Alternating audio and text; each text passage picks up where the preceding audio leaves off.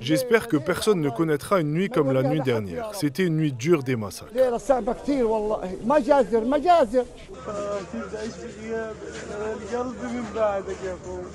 Des familles se recueillent en larmes et en prières silencieuses devant de nombreux corps, certains appartenant à des adultes, d'autres à des enfants, enveloppés dans des linceuls imbibés de sang en vue de leur inhumation.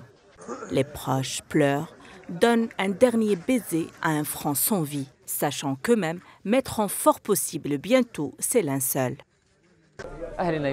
Pourquoi avez-vous tué ma famille pendant qu'ils dormaient? Ce sont des enfants. Je collecte les parties du corps de membres de ma famille depuis le matin. Ils étaient en morceaux, je ne pouvais pas les reconnaître. Je ne reconnaissais que leurs orteils ou leurs doigts.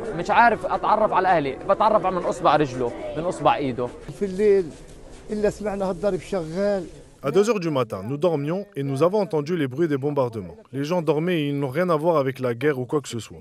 Ils les ont bombardés, Dieu merci, environ 40 à 45 martyrs, pour la plupart des enfants qui n'ont encore rien vu dans ce monde, mais Dieu merci, que pouvez-vous nous faire? Ces bombardements qui se multiplient depuis quelques jours ne seraient que les prémices des opérations militaires sionistes annoncées mercredi dernier par Netanyahou. Une prochaine incursion terrestre des troupes sionistes dans la grande ville du sud de la bande de Gaza qui sème un vent de panique parmi la population. Car ce sont désormais près d'1,5 million de personnes qui se déplacent ici à la frontière égyptienne, arrivées contre leur gré, conséquence des combats menés plus au nord.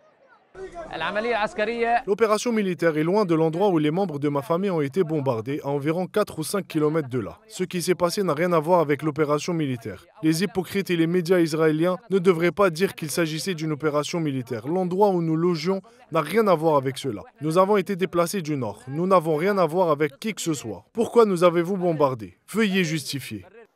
La horde sauvage sioniste intensifie ses bombardements sur Rafah et les craintes s'accentuent sur le sort des civils déplacés, malgré les appels incessants à la retenue et à épargner les civils de la part notamment de l'ONU et des organisations gouvernementales et non gouvernementales avant qu'un nouveau génocide ne se produise à Rafah.